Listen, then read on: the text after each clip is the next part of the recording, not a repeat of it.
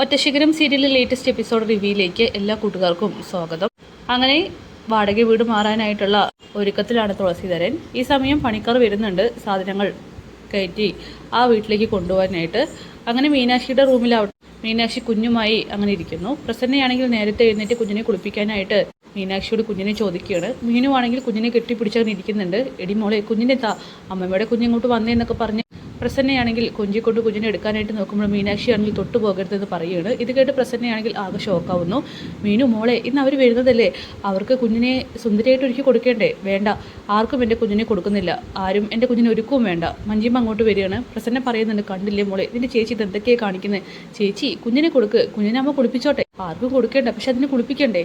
അങ്ങനെ മീനാക്ഷി പറയുന്നുണ്ട്, എല്ലാവരും ഇവിടെ നിന്നും പോയിക്കോ, എൻ്റെ കുഞ്ഞിനെ തൊട്ടു പോകരുതെന്ന്. എന്താ ചേച്ചി ഇതെന്ന് പറഞ്ഞ് മഞ്ജിമയാണെങ്കിൽ ബലം പ്രയോഗിച്ച് കുഞ്ഞിനെ വാങ്ങി പ്രസന്നയുടെ കയ്യിൽ കൊടുക്കുകയാണ്. പ്രസന്നയാണെങ്കിൽ കുഞ്ഞുമായിട്ട് അങ്ങോട്ട് പോകുന്നുണ്ട്. ആ കാഴ്ച കണ്ടുകൊണ്ട് മീനാക്ഷിയാണെങ്കിൽ പൊട്ടിക്കരയണം. ചേച്ചി ഒന്ന് അടങ്ങിയിരിക്കുക, ചേച്ചി വിഷമിക്കല്ലേ എന്നൊക്കെ പറഞ്ഞ് മഞ്ജിമയാണെങ്കിൽ അവൾക്കൊപ്പം ഇരുന്ന് സമാധാനപ്പെടുത്തുകയാണ്. പിന്നീട് പ്രസന്ന കുഞ്ഞിനെ കുളിപ്പിച്ച് തൊട്ടിൽ കൊണ്ട് നടുന്നുണ്ട്. എന്നിട്ട് മഞ്ജിമയോട് പറയുകയാണ്, മോളെ കുഞ്ഞിന് നല്ലൊരു ഉടുപ്പ് എടുത്തിട്ട് വരണേ, ഉള്ളതിൽ ഏറ്റവും നല്ലത്, അത് പിന്നെ എന്നോട് പറയണോ അമ്മേ, ഞാൻ എടുത്തിട്ട് വരാമെന്ന് പറഞ്ഞ് മഞ്ജിമയാണെങ്കിൽ പോകുന്നു. കൂട്ടത്തിൽ കൺമഷി എടുക്കാൻ മറക്കണ്ട എന്ന് പ്രസന്ന ഓർമ്മിപ്പിക്കുകയാണ്. അങ്ങനെ കുഞ്ഞിന് ഉടുപ്പ് എടുത്തിട്ട് മഞ്ജിമ വരുന്നുണ്ട്. ചേച്ചി ഇത് കൊള്ളാലേ?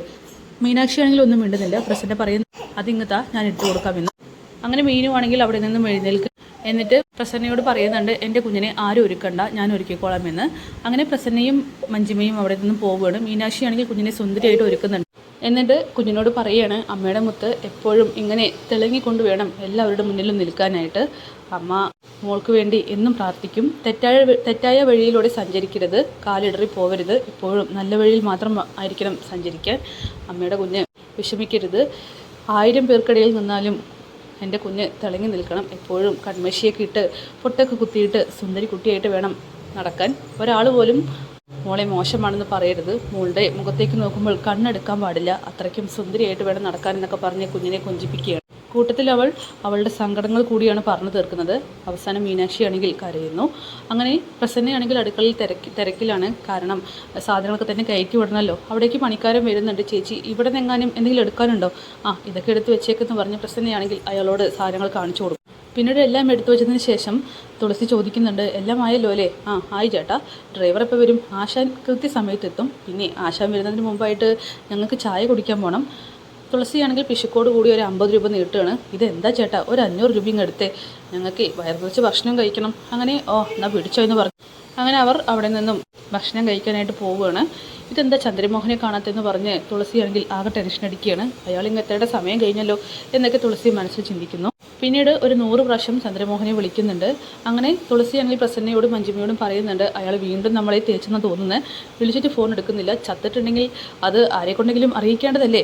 ഇതൊക്കെ കേട്ട് പ്രസന്നയും മഞ്ജിമയും ആണെങ്കിൽ തുളസീധരൻ്റെ ടെൻഷൻ ഒഴിവാക്കാനായിട്ട് നോക്കുകയാണ്. അച്ഛൻ ആ ഫോണിങ് തന്നെ, അച്ഛൻ ചിലപ്പോൾ വിളിച്ചത് ശരിയായിട്ടുണ്ടാവില്ലെന്ന് പറയാണ് മഞ്ജിമ.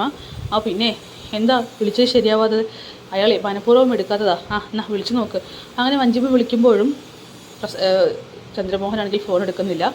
വീണ്ടും തുളസി പറയുന്നുണ്ട്, ഇപ്രാവശ്യം വിളിച്ചിട്ട് എടുത്തില്ലെങ്കിൽ അയാൾ ചത്തെന്ന് വേണം കരുതാനെന്ന്. അങ്ങനെ അവസാനമായിട്ട് തുളസി വിളിക്കുകയാണ്. ചന്ദ്രമോഹനാണെങ്കിൽ ഡ്രൈവിങ്ങിലാണ്. അയാൾ തുളസീധരൻ്റെ ഫോൺ കോൾ കാണുന്നുണ്ടെങ്കിലും എടുക്കാതെ അങ്ങനെ ഒഴിവാക്കി വിടുകയാണ്. ചന്ദ്രമോഹൻ്റെ മുഖത്ത് നല്ല ടെൻഷനുണ്ട് താനും. അങ്ങനെ മീനുവിനുള്ള ഫുഡുമായിട്ട് മഞ്ജിമയാണെങ്കിൽ റൂമിനകത്തേക്ക് പോവുകയാണ്. മീനാക്ഷി പറയുന്നുണ്ട്, ഫുഡ് വേണ്ട എന്ന്. ചേച്ചി ഇത് കഴിക്കുക, അച്ഛൻ നമുക്ക് വേണ്ടിയിട്ട് ഫുഡ് ഓർഡർ ചെയ്ത് വരുത്തിച്ചതാണ്, പിന്നെ അവരിന്ന് കുഞ്ഞിനെ കൊണ്ടുപോകാനായിട്ട് വന്നില്ല എന്ന് കരുതി നമ്മളെല്ലാവരും പട്ടിണി കിടക്കണോ? ഇവിടെയാണെങ്കിൽ ഒന്നും വെച്ചുണ്ടാക്കാനുമില്ല, ചേച്ചി ഇത് കഴിക്കുമെന്ന് പറയുമ്പോൾ എനിക്കൊന്നും വേണ്ട. ചേച്ചി ഇതെന്തൊരു സ്വഭാവമാണ്? ചേച്ചിക്ക് കുഞ്ഞിന് പാല് കൊടുക്കേണ്ടതല്ലേ, ഇത് കഴിക്കുക, വേണ്ടതല്ലേ പറഞ്ഞ്.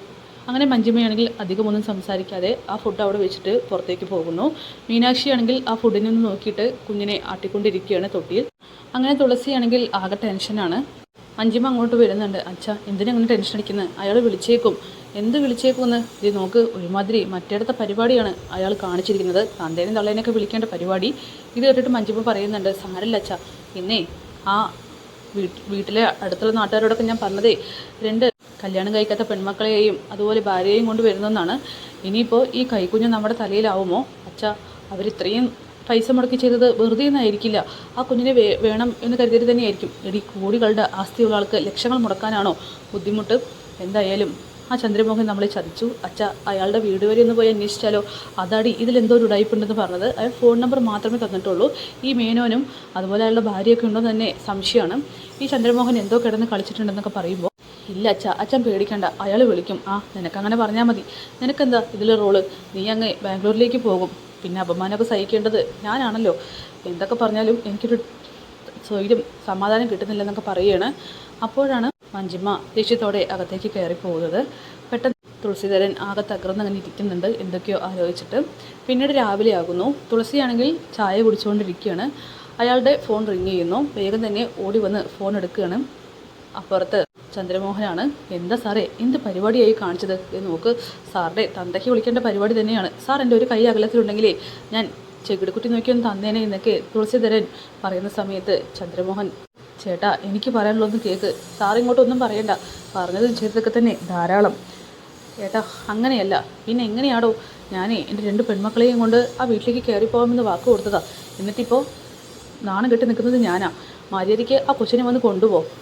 ഇത് കേട്ട് ചന്ദ്രമോഹൻ പറയുന്നുണ്ട്, ചേട്ടാ കൊച്ചിനെ കൊണ്ടുപോകാൻ തന്നെയായിരുന്നു പ്ലാൻ ചെയ്തത്, പക്ഷേ ഒരു ആക്സിഡൻറ്റ് സംഭവിച്ചു മേനോൻ സാറിന്. ഓ, ഇനി പുതിയ കഥയായിട്ട് ഇറങ്ങിയിരിക്കണോ? അല്ല ചേട്ടാ, മേനോൻ സാറിൻ്റെ ഭാര്യ അങ്കിത മേഡം മരിച്ചു.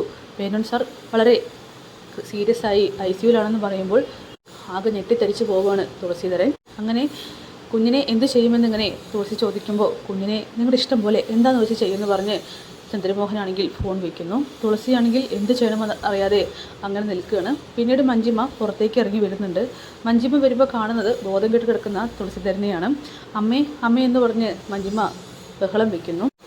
അങ്ങനെ അവിടേക്ക് പ്രസന്നയും വരുന്നുണ്ട്. അമ്മേ, ഇത് അച്ഛൻ ബോധമില്ലാതെ കിടക്കുന്നു, അമ്മ വേഗം ഇത്തിരി വെള്ളം എടുത്തിട്ട് വാ എന്നിങ്ങനെ മഞ്ജിമ പറയുമ്പോൾ വേഗം തന്നെ പ്രസന്ന പോയിട്ട് ഒരു കപ്പ് വെള്ളം എടുത്തിട്ട് വരുന്നുണ്ട്.